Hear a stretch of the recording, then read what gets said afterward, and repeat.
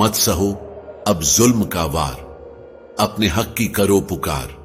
रिश्ते वही जो सम्मान दे, वरना तोड़ो ना करो इनकार। नमस्कार प्यारे साथियों, ज्ञान विचार कहानी चैनल पर आपका स्वागत है। बेटी यह सिर्फ एक शब्द नहीं, बल्कि एक मां बाप के जीवन का सबसे अनमोल हिस्सा होती है।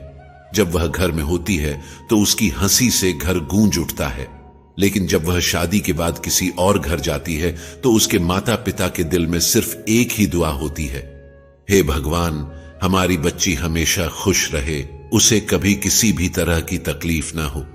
लेकिन क्या होगा अगर हमारी एक गलती हमारी बेटी की पूरी जिंदगी को अंधकार में बदल दे? क्या होगा अगर वह घर जहां हमने अपनी बेटी को ब्याहा है, उसके लिए सिर्फ दर्द, गरीबी और आंसुओं का घर बन जाए? जब कोई माँ बाप अपनी बेटी की शादी का फैसला लेते हैं तो वे यही सोचते हैं कि उनका फैसला सही हो, लेकिन कई बार यह जल्दबाजी में लिया गया फैसला उनकी बेटी की जिंदगी का सबसे बड़ा दुख बन जाता है। कितनी ही बार हमने सुना है कि शादी के बाद बेटियां अपने ससुराल में रोती हैं और मानसिक व शारीरिक प्रताड़ना सहती हैं। क्या कोई भी माता पिता अपनी बेटी के लिए ऐसा जीवन चाहेंगे? लेकिन यह सब कब होता है? जब हम शादी से पहले कुछ जरूरी चीजों को नजरअंदाज कर देते हैं। साथियों, आज भी इस कलयुग में कुछ ऐसे लोग हैं जो बेटी को लक्ष्मी तो दूर की बात है, उसे इंसान भी नहीं समझ रहे हैं। तो चलिए साथियों, आज हम इस बात को एक कहानी के माध्यम से समझते हैं। सुबह की हल्की धूप खिड़कियों से छनकर आ रही थी। घर में एक अलग ही चहल पहल थी। कामिनी जी का छोटा बेटा सूरज, जो विदेश में नौकरी करता था, आज उसके लिए एक ऊंचे खानदान से रिश्ता देखने लड़की वाले आ रहे थे। कामिनी जी यह मौका किसी हाल में भी हाथ से जाने देना नहीं चाहती थी, इसलिए लड़की वालों की खातिरदारी में कोई कसर नहीं छोड़ना चाहती थी। वह सुबह से अपनी बड़ी बहू संगीता के पीछे लगी थी। एक शोपीस की ओर देखते हुए कामिनी जी बोली, संगीता बहू, अरे ये सफाई की है तुमने? यहां सारी धूल जमी पड़ी है। संगीता ने बिना कुछ कहे वहां से धूल साफ की और फिर हाथ धोकर किचन की ओर भागी। हे भगवान, अब यहां देखो जरा, ये सोफे ठीक से तक नहीं। कहते हुए कामिनी जी खुद सोफे झाड़ने लगी। सब्जी और छोले तैयार हो गए हों तो खीर भी बनने रख दो, जरा जल्दी जल्दी हाथ चलाओ। जी मां जी, बना रही हूं, हड़बड़ाते हुए संगीता ने कहा और फिर काम करने की गति बढ़ा दी। टेढ़ी नजरें करते हुए कामिनी जी फिर बोली, पूरियों का आटा लगाना भी बाकी है अभी, तुम कर क्या रही हो? बस लगाने लगी हूं मां जी, अपने दुपट्टे से पसीने की बूंदें पोंछती हुई संगीता ने कहा। कामिनी जी ने ठोंडी पर हाथ रखा और शक की निगाहों से किचन का जायजा लेने लगी। संगीता की पूरी कोशिश थी कि सब कुछ ठीक ठाक निपट जाए। वह जानती थी कि अगर कुछ भी ऊंच नीच हुई तो हर बार की तरह सासू मां उसे खरी खोटी सुनाने से नहीं चूकेंगी। लड़की वालों के आने का समय हो रहा था, लेकिन बेचारी संगीता को इतनी फुर्सत भी कहां मिली थी कि जाकर अपने कपड़े ही बदल लेती। आखिरकार दरवाजे की घंटी बजी। कामिनी जी ने जल्दी से अपनी साड़ी ठीक की, चेहरे पर बनावटी मुस्कान लाई और दरवाजा खोल दिया। अरे आइए आइए, कब से आपका इंतजार था। उन्होंने लड़की वालों का हाथ जोड़कर स्वागत किया। लड़की के माता पिता के साथ उसके चाचा चाची भी आए थे। उनकी चाल ढाल और कपड़ों से ही साफ झलक रहा था कि वे कितने संपन्न हैं।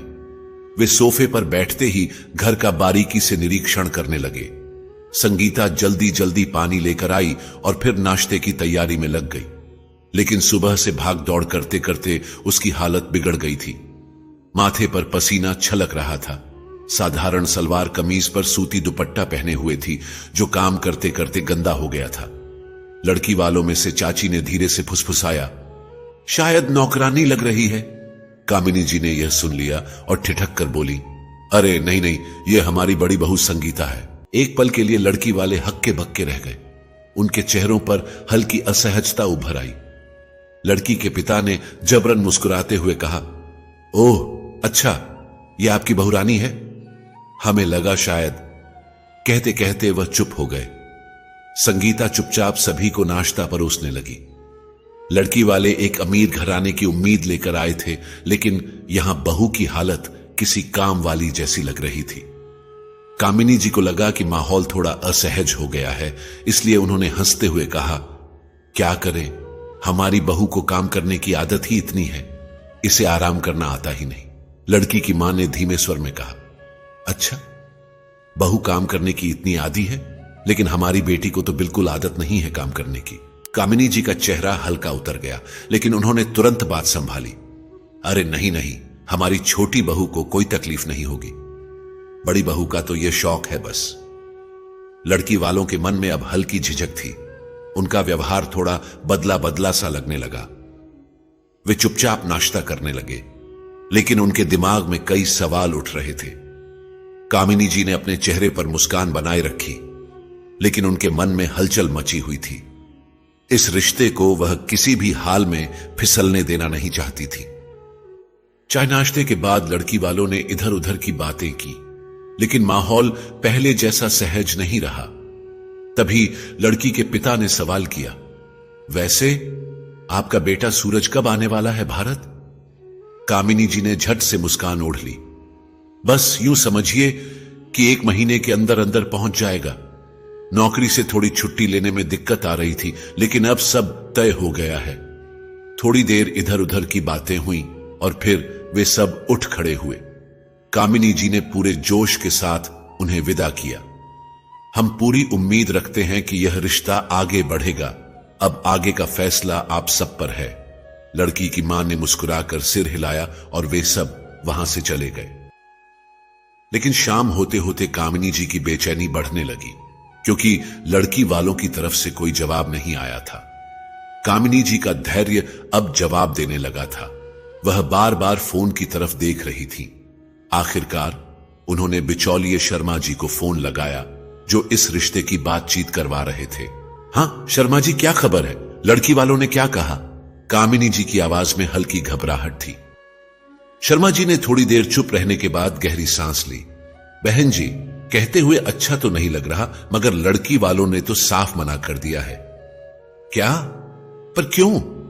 कामिनी जी को जैसे कानों पर यकीन नहीं हुआ। मैंने पूछा था, लेकिन उन्होंने सीधे सीधे कुछ कहने से मना कर दिया। हाँ, इतना जरूर बोले कि जो लोग अपनी बड़ी बहू को नौकरानी बनाकर रखते हैं, वे छोटी बहू को क्या ऐश कराएंगे। कामिनी जी के हाथ से फोन गिरते गिरते बचा। क्या बकवास है यह? हमने संगीता को कब नौकरानी बनाया? उनका स्वर ऊंचा हो गया।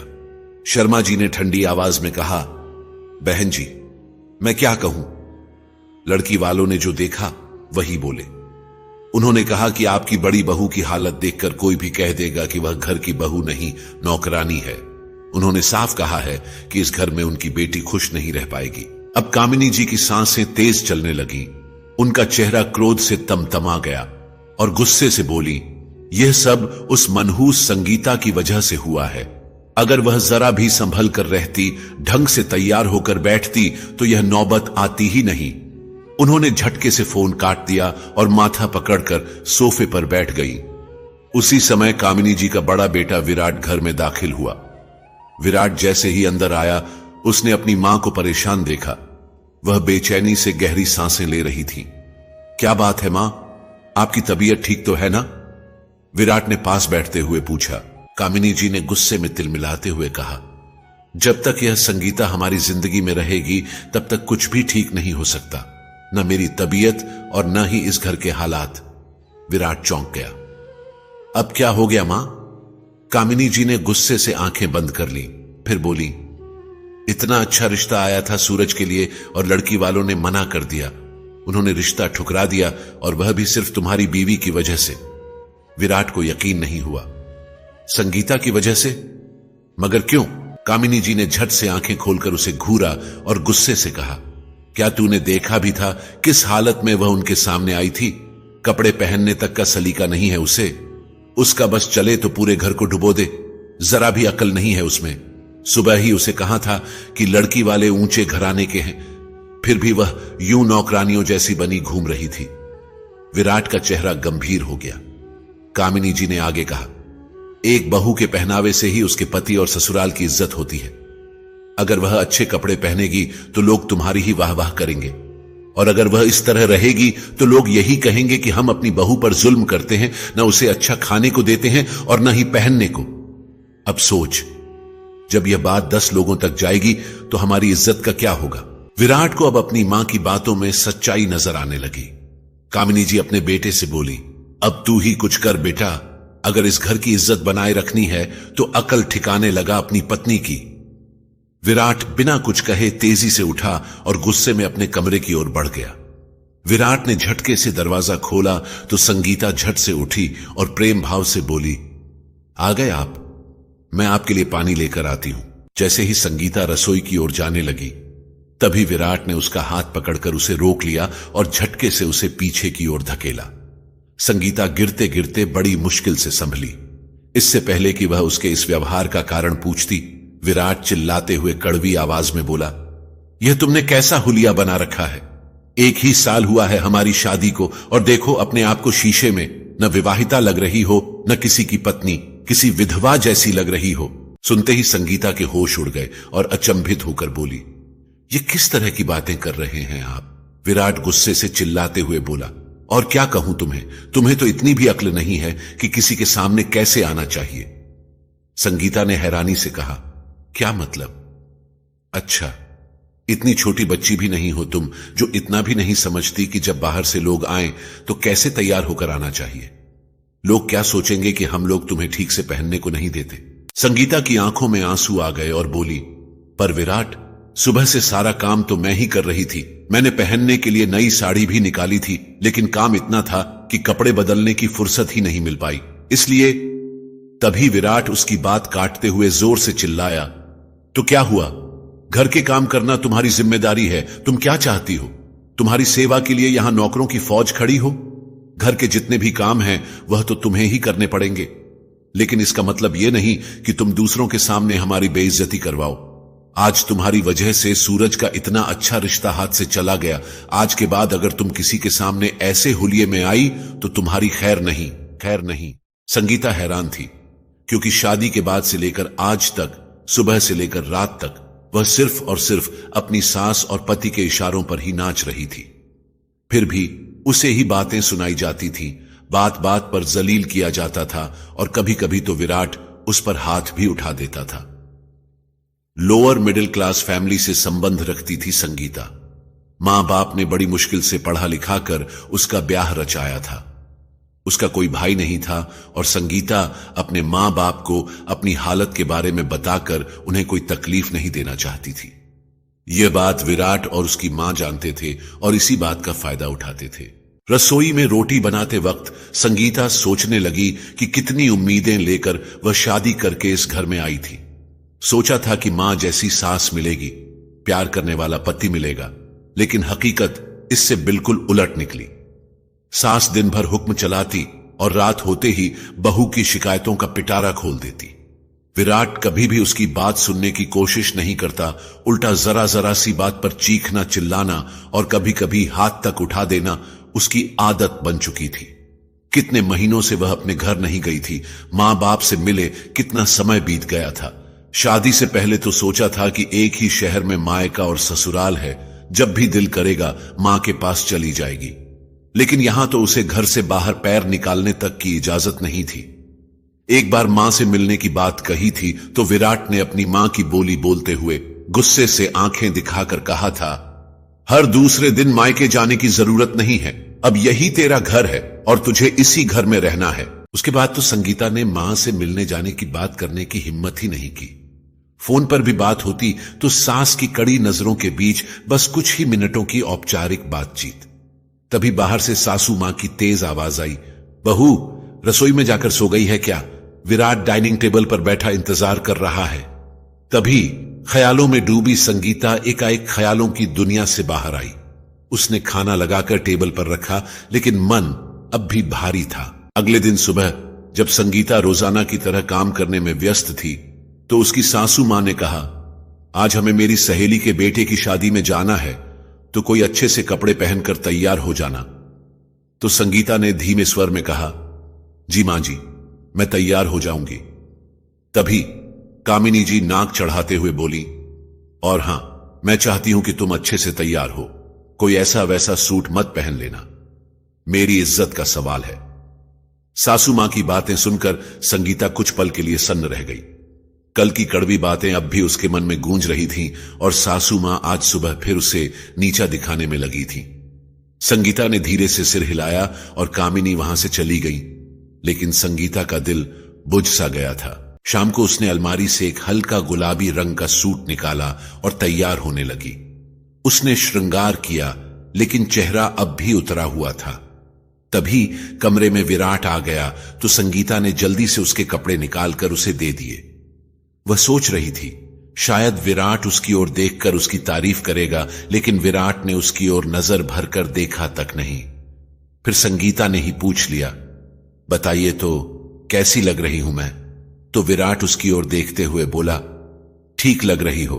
इतना ठंडा सा जवाब पाकर संगीता का दिल बुझ सा गया। तभी कमरे में उसकी सासू मां आई और बोली, अरे विराट, आ गया तू, जल्दी से तैयार हो जा, नहीं तो देर हो जाएगी। फिर कामिनी जी की नजर संगीता की ओर गई। बहू, तुमने फिर से यह बेकार सा सूट पहन लिया। कितनी बार कहा है, अपनी मां के दिए हुए यह घटिया से कपड़े पहनने की कोई जरूरत नहीं है। क्या सोचेंगे सब लोग कि मेरी बहू के पास पहनने के लिए ढंग के कपड़े तक नहीं है? अभी के अभी यह कपड़े बदलो और तुम्हारी शादी के शगुन पर जो साड़ी हमने तुम्हें दी थी वह लाल रंग की साड़ी पहनो। और यह क्या, तुमने तो एक गहना तक नहीं पहना। विराट, यह तो सब लोगों के सामने हमारी नाक कटवा कर रख देगी। यह बात सुनकर विराट गुस्से से बोला, तुमने सोने के गहने क्यों नहीं पहने? तो संगीता बोली, वह गहने तो। इससे पहले कि संगीता अपनी बात पूरी कर पाती, कामिनी जी ऊंची आवाज में बोली, हां हां, मुझे मालूम है, गहने मेरे पास हैं, संभाल कर ही रखे हैं। खाए नहीं जा रही हूं मैं तुम्हारे गहने, पर मुझे यह भी मालूम है कि तुम उन गहनों को संभाल कर नहीं रख पाओगी, इसलिए अपने पास रखे हैं मैंने। फिर विराट ने कहा, संगीता, तुम मां से गहने मांग भी तो सकती थी ना, लेकिन नहीं।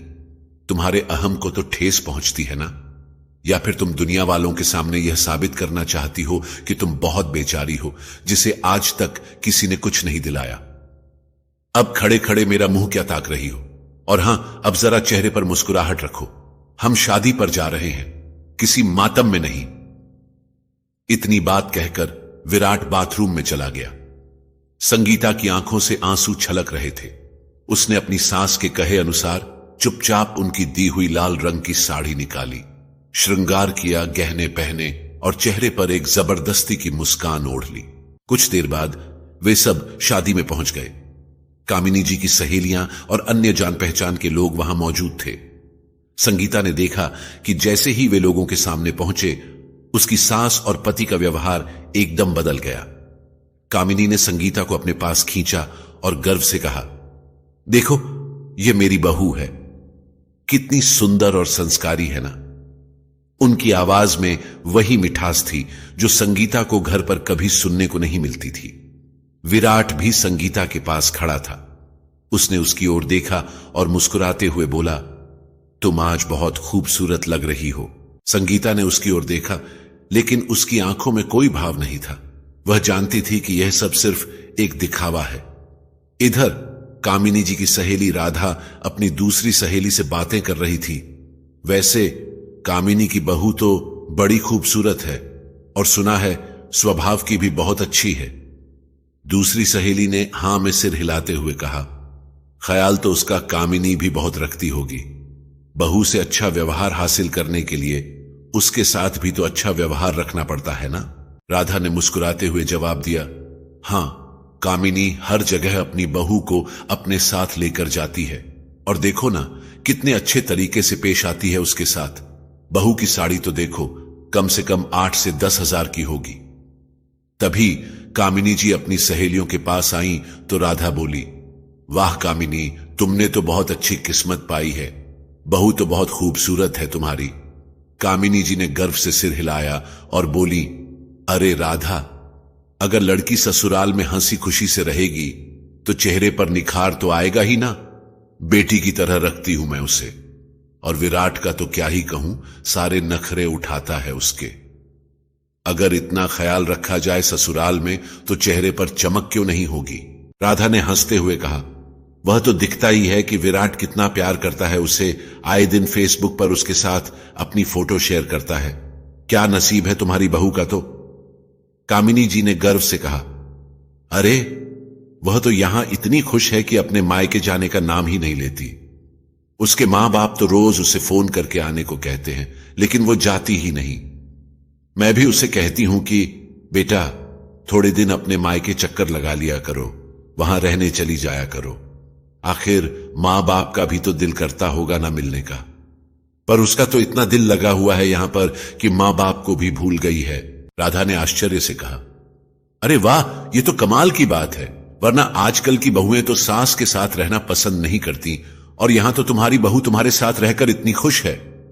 फिर राधा ने संगीता के गहनों की तरफ इशारा करते हुए कहा, वैसे तुम्हारी बहू के गहने तो बहुत खूबसूरत है, तुम्हारी तरफ से हैं क्या? फिर कामिनी जी ने कहा, अरे और नहीं तो क्या, एक एक गहना मैंने बहुत शौक से बनवाया है अपनी बहू के लिए। मैंने तो उनकी शादी से पहले ही सोच लिया था कि अपनी बहू के लिए मैं बहुत कीमती जेवर लेने वाली हूं। एक भी गहना हल्का नहीं है, सबके सब भारी और जड़ाऊ हैं। संगीता ये सब सुन रही थी। बात उन गहनों की हो रही थी जो कामिनी जी ने उसकी शादी के समय खरीदे जरूर थे, लेकिन आज तक उसे अपने गहने पहनने का सौभाग्य नहीं मिला था। आज सिर्फ इसलिए पहनाए गए थे क्योंकि बाहर वालों को दिखाना था। कामिनी जी ने संगीता को अपने पास बुलाया और मीठी आवाज में कहा, आओ बेटा, तुम्हें सबसे मिलवाऊं। उन्होंने संगीता को अपनी सहेलियों के सामने खड़ा किया और ऐसे दिखाने लगी जैसे वह संगीता की सबसे अच्छी सहेली हो। कामिनी ने खुशी से कहा, देखो ये मेरी बहू है। संगीता ने मुस्कुराने की कोशिश की, लेकिन उसका दिल भारी था। कुछ देर बातचीत करने के बाद कामिनी जी ने कहा, अरे बहू जाओ, तुम दोनों खाना खा लो। विराट तुम्हारा इंतजार कर रहा है, तुम्हारे बिना खाना कहां खाएगा वो। ये कहते हुए कामिनी जी हंसने लगी। राधा ने कामिनी जी की तारीफ करते हुए कहा, वैसे तारीफ के काबिल तो तुम भी हो कामिनी। अपनी बहू को इतना प्यार देना हर किसी के बस की बात नहीं होती। कामिनी जी का सिर अभिमान से ऊंचा हो गया और बोली, अरे इतना ही नहीं, मैं तो अपनी बहू से घर का काम करने को भी नहीं कहती। राधा ने आश्चर्य से पूछा, अच्छा तो क्या तुम करती हो घर का काम? कामिनी जी ने हंसते हुए जवाब दिया, अरे नहीं नहीं, मैंने तो अपने बेटे की शादी के बाद से ही घर पर काम वाली बाई लगा ली है, जो दिन भर घर का सारा काम करती है। अरे नई नई शादी हुई है मेरे बेटे बहू की, अभी से अपनी बहू को काम पर लगा दूंगी क्या? यही तो उम्र है ऐश करने की। राधा को बहुत हैरानी हुई। उसने कहा, वाह कामिनी, तुम्हारी सोच तो बहुत आधुनिक है। आजकल के लोग बहू के आते ही उसे घर के काम में उलझा देते हैं, लेकिन तुमने तो उसे पूरी आजादी दे रखी है। कामिनी ने मुस्कुराते हुए कहा, बस मैं तो चाहती हूं कि मेरी बहू हमेशा खुश रहे। कामिनी ने राधा की तरफ मुस्कुराते हुए देखा और कहा, वैसे तुम्हारी बेटी सारिका क्या कर रही है आजकल?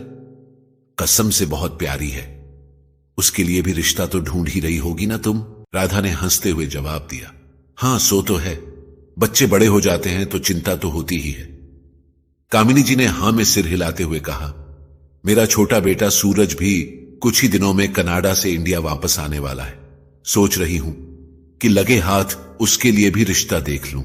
वैसे तो रिश्तों की कमी नहीं है उसके लिए, यूं कहो कि लड़कियों की लाइन लगी है मेरे बेटे के लिए, लेकिन मुझे तो लाखों में एक लड़की चाहिए।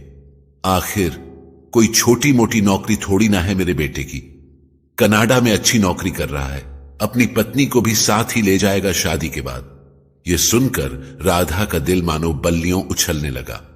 वह अपनी सहेली कामिनी का इशारा समझ गई थी। इधर शादी से लौटने के बाद जैसे ही कामिनी विराट और संगीता के साथ घर आई, संगीता चुपचाप अपने कमरे की तरफ बढ़ने लगी। लेकिन तभी पीछे से कामिनी की आवाज आई, अरे महारानी कहां चली? ये जेवर तो मुझे वापस कर दे, सोने के गहने हैं, कोई ऐसी वैसी चीज नहीं, संभाल कर रखना पड़ता है। संगीता एक पल के लिए ठिठक गई। उसने सिर झुकाकर जवाब दिया, जी अभी उतार कर देती हूं मां जी। वह अपने कमरे में गई, आईने के सामने खड़ी होकर गहने उतारने लगी। मंगलसूत्र को छूते ही उसकी आंखें नम हो गई।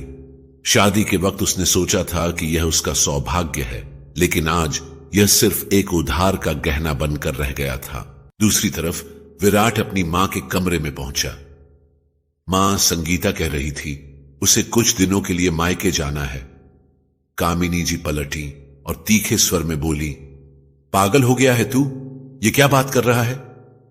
अरे मां, मैंने तो मना कर दिया था, लेकिन वह कह रही थी कि बहुत समय हो गया है मायके गए हुए। अगर मैं अब भी मना कर दूंगा तो कहीं अपने मायके वालों से शिकायत ना कर दे। कामिनी कुछ क्षण सोचने लगी, फिर चतुराई से बोली, देख बेटा, एक काम कर, कल उसे मायके ले जा, लेकिन अपने साथ ही वापस ले आना। गलती से भी उसे वहां छोड़ने की भूल मत करना, समझा? विराट ने सिर हिलाया। ठीक है मां। वह जाने ही वाला था कि कामिनी ने उसे फिर से रोका और कहा, अच्छा सुन, जेवर देख लेना जरा। हां मां, अभी लाकर देता हूं। इधर राधा पार्टी से लौटकर सीधे अपने कमरे में आई और जैसे ही उसने अपने पति को देखा, मुस्कुराते हुए बोली, जानते हो आज की पार्टी कितनी शानदार थी। वहां कामिनी की बहू संगीता को देखकर तो बस दिल खुश हो गया।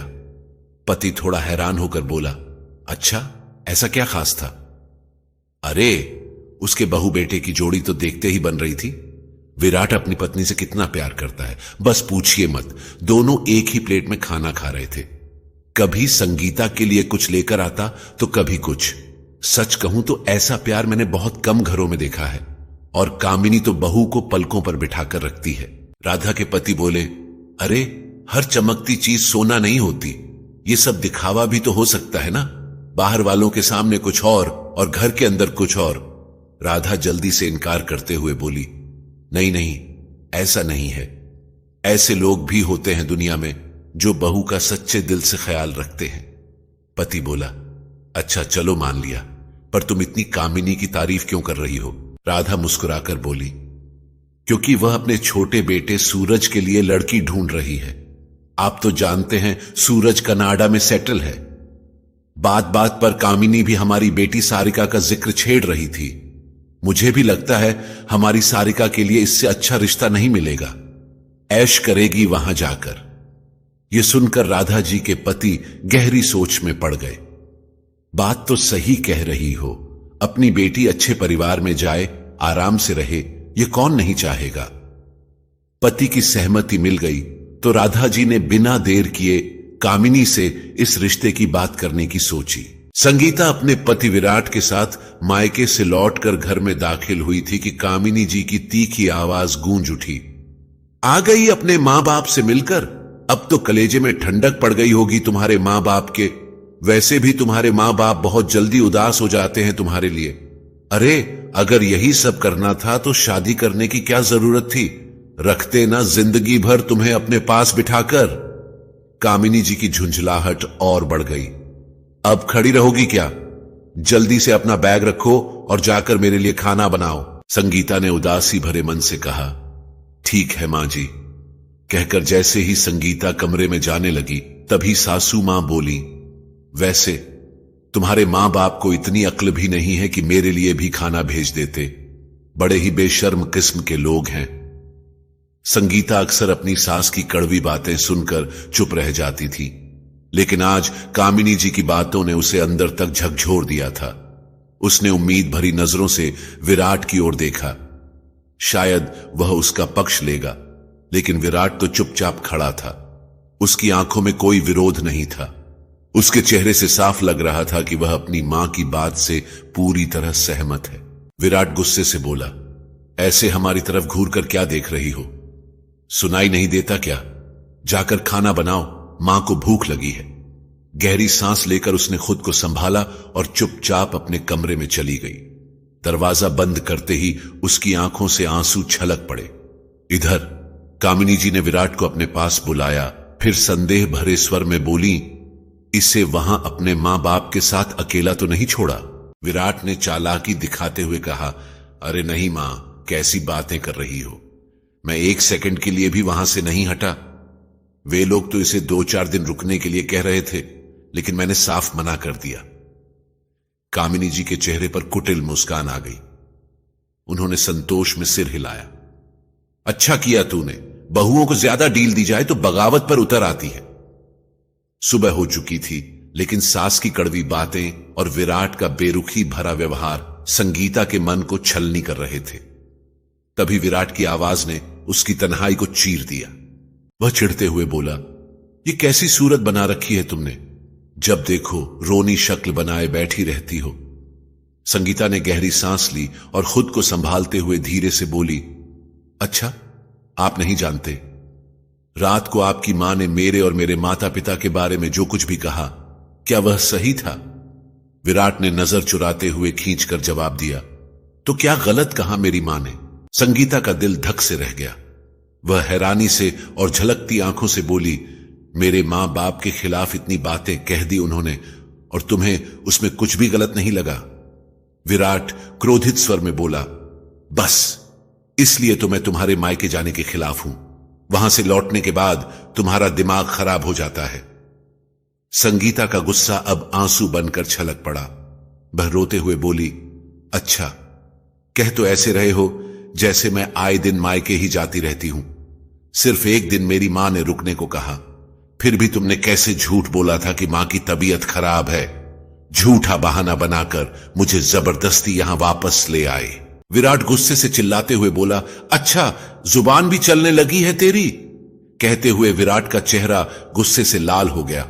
उसने अवदेखा न ताव और जोरदार तमाचा संगीता के चेहरे पर जड़ दिया। थप्पड़ की तीव्रता इतनी थी कि वह सीधे बिस्तर पर जा गिरी। उसकी आंखों के आगे अंधेरा सा छा गया।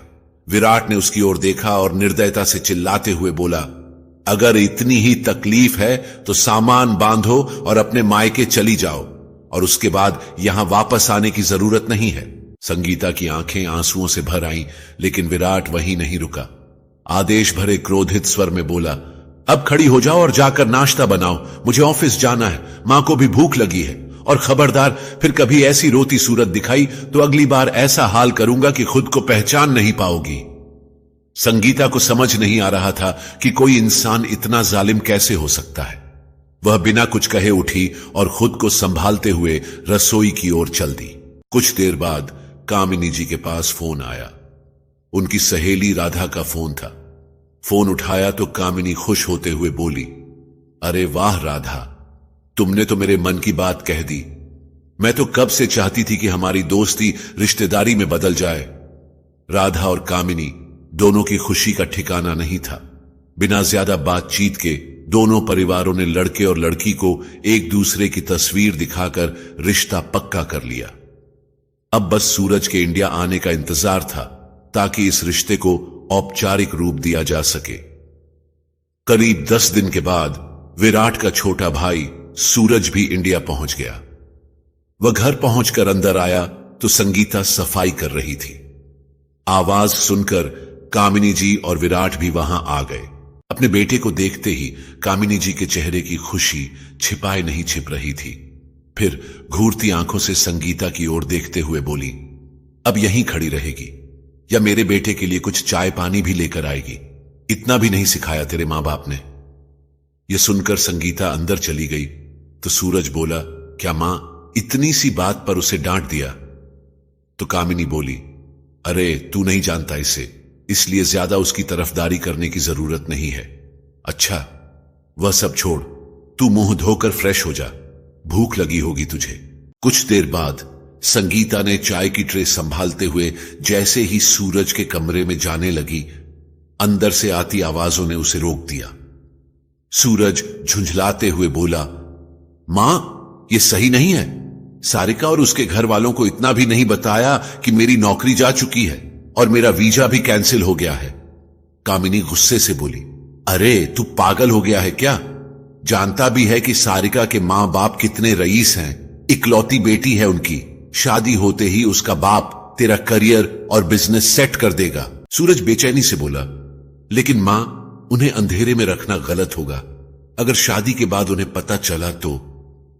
कामिनी ने आंखें तरेरते हुए कहा, बस अब तू कुछ नहीं बोलेगा। जैसा मैं कहती हूं वैसा ही करेगा। सोने के अंडे देने वाली मुर्गी मैं अपने हाथ से नहीं जाने दूंगी। सूरज चुप हो गया। अंदर खामोशी छा गई लेकिन बाहर खड़ी संगीता के हाथ गुस्से से कांप रहे थे।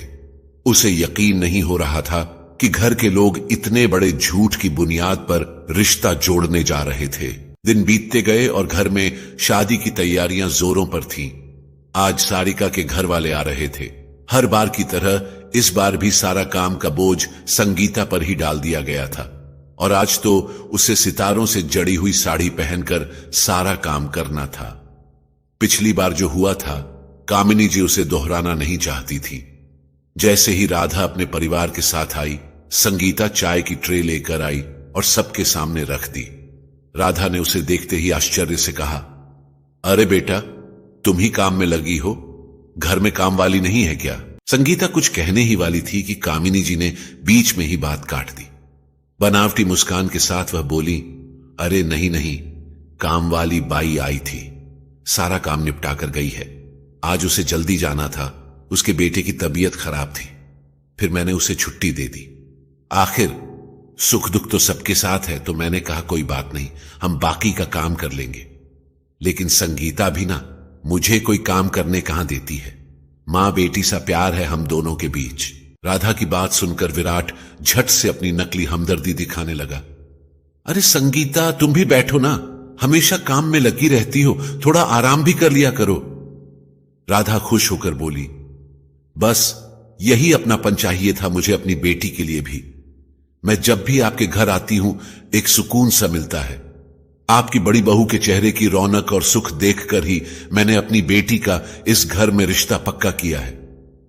सुनते ही संगीता मन ही मन बोली, चेहरे की रौनक, सुख, काश कोई देख पाता कि इस रौनक के पीछे कितने आंसू छिपे हैं। तभी राधा के पति श्रीवास्तव जी बोले, वैसे सूरज बेटा, एक बात पूछनी थी। हमारी बेटी सारिका के विदेश जाने के लिए पेपर्स कब तक तैयार हो जाएंगे?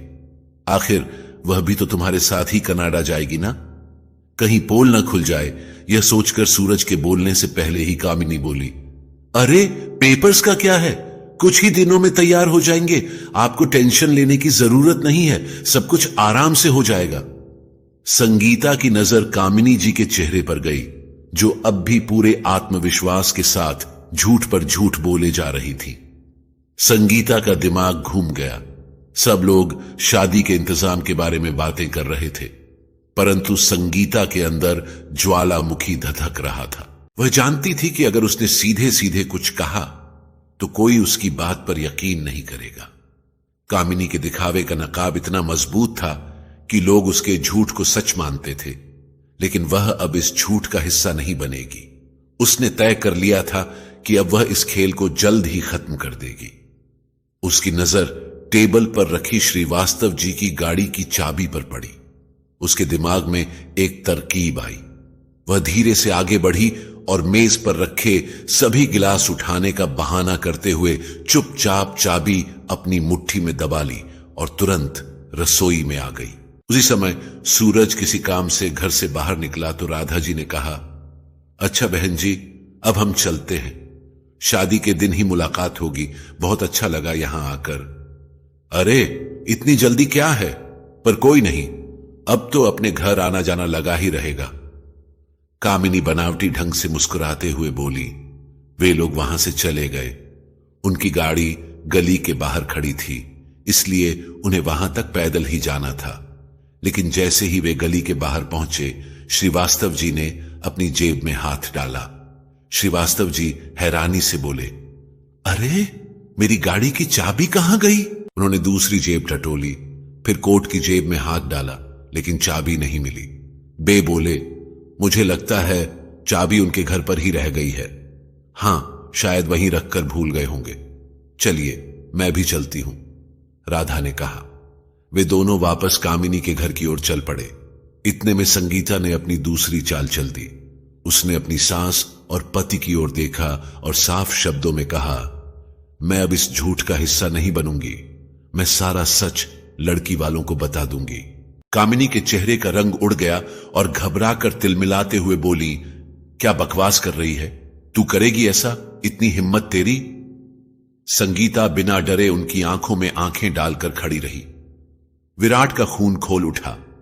उसने झपट कर हाथ उठाया और गुस्से से चिल्लाते हुए बोला, चुप हो जा। अगर एक शब्द और बोला तो। संगीता कड़क आवाज में बोली, मार लो, जितना मर्जी मार लो, लेकिन अब मैं चुप नहीं रहूंगी। अब मैं सच्चाई सबके सामने लाकर रहूंगी। तुमने मुझे बहुत सताया, लेकिन अब किसी और लड़की की जिंदगी बर्बाद नहीं होने दूंगी। मैं उन्हें बताऊंगी कि यह शादी एक धोखा है। सूरज की कोई नौकरी नहीं है कनाडा में। यह भी बताऊंगी कि तुम लोग मेरे साथ जानवरों से भी बुरा सुलूक करते हो, घर की नौकरानी बनाकर रखते हो। इतने अत्याचार के बाद मुझे जबरदस्ती मुस्कुराने को बोलते हो। तुम लोगों ने झूठ बोलकर उन्हें फंसाया है। मैं उन्हें बताऊंगी कि। संगीता की बात पूरी भी नहीं हुई थी कि विराट का हाथ उठा और एक जोरदार थप्पड़ उसके गाल पर पड़ा। विराट गुस्से से चिल्लाते हुए बोला, बकवास बंद कर अपनी। तू क्या बताएगी, किसको बताएगी? संगीता के चेहरे पर हाथों के निशान पड़ चुके थे, लेकिन उसकी हिम्मत अब भी टूटी नहीं थी। उसने अपनी सांस की ओर देखा, जिसके चेहरे पर एक शातिर मुस्कान थी। कामिनी हाथ नचाते हुए बोली, देख लिया कैसी जुबान चल रही है इसकी, इसलिए कहती थी कि इसे काबू में रख। संगीता चिल्लाकर बोली, बस बहुत हो गया, अब मैं चुप नहीं रहूंगी, सबको सच बताकर रहूंगी। उसकी आंखों में आंसू थे, लेकिन आवाज में लोहे की मजबूती थी। विराट फिर से संगीता के बाल खींचते हुए बोला, अगर तूने मुंह खोला तो आज तेरी जुबान हमेशा के लिए बंद कर दूंगा। इतना कहते हुए जैसे ही विराट संगीता पर हाथ उठाने लगा, तो इस बार किसी ने पीछे से विराट का हाथ रोक लिया। विराट ने अपने दाहिनी तरफ नजर घुमाकर देखा तो वे श्रीवास्तव जी थे, जिन्होंने उसका हाथ मजबूती से जकड़ रखा था। उनके चेहरे पर हैरानी और गुस्से का मिश्रण था। कामिनी के चेहरे का रंग उड़ गया। विराट भी हक्का बक्का रह गया। राधा जी बोली, तो यह सब चल रहा था इस घर में? हमारी बेटी को भी ऐसे ही फंसाने की साजिश हो रही थी। श्रीवास्तव जी ने गहरी सांस ली और एक कड़वी हंसी हंसे, वाह कामिनी जी, वाह, आपने तो बहुत बड़ा खेल खेला था। हम तो आपके जाल में इस कदर फंस चुके थे कि अपने हाथों से ही अपनी बेटी का गला घोंटने चले थे। कामिनी घबरा गई, अरे नहीं नहीं, आप गलत समझ रहे हैं, ये लड़की तो झूठ बोल रही है। लेकिन अब बहुत देर हो चुकी थी। राधा ने आगे बढ़कर संगीता के गालों पर पड़े लाल निशानों को देखा और उनकी आंखों में आंसू भर आए। हे भगवान, इस मासूम का क्या हाल कर दिया तुमने? फिर श्रीवास्तव जी गंभीर स्वर में बोले, अब यह रिश्ता तो किसी भी हालत में नहीं होगा। कामिनी और विराट सख्ते में आ गए। गिड़गिड़ाते हुए कामिनी ने कहा, अरे नहीं भाई साहब, सुनिए तो सही। बहुत सुन लिया, अब हमें कुछ नहीं सुनना। कहते हुए राधा जी घर से बाहर जाने लगी, लेकिन जाते जाते उन्होंने संगीता की ओर देखा और उसका हाथ थाम लिया। बेटा, अब तुझे इस नर्क में नहीं रहना चाहिए। अगर हमने तुम्हें यहां रहने दिया तो ये जालिम लोग तुम्हें जान से मार देंगे। तुम हमारे साथ चलो। श्रीवास्तव जी और राधा जी संगीता को लेकर सीधे पुलिस स्टेशन पहुंचे। संगीता के गले, बाजुओं और चेहरे पर पड़े निशानों को देखकर पुलिस ने बिना देर किए घरेलू हिंसा का मामला दर्ज कर लिया। इतने घाव देखकर पुलिस वाले भी हैरान थे। पुलिस ने तुरंत कामिनी और विराट को गिरफ्तार कर लिया। आज विराट सलाखों के पीछे अपनी बेबसी पर रो रहा था। श्रीवास्तव जी की मदद से संगीता ने उन पर कोर्ट केस कर दिया, जिससे बच पाना विराट और कामिनी के लिए नामुमकिन था। अब संगीता ने ठान लिया था कि वह स्वयं पर हुए सारे अत्याचारों का हिसाब बराबर करके रहेगी। इसके बाद संगीता के कहने पर श्रीवास्तव जी ने उसे उसके मायके छोड़ दिया और उसे हर संभव मदद देने का वादा किया। अब संगीता अपनी जिंदगी की खुद मालिक थी।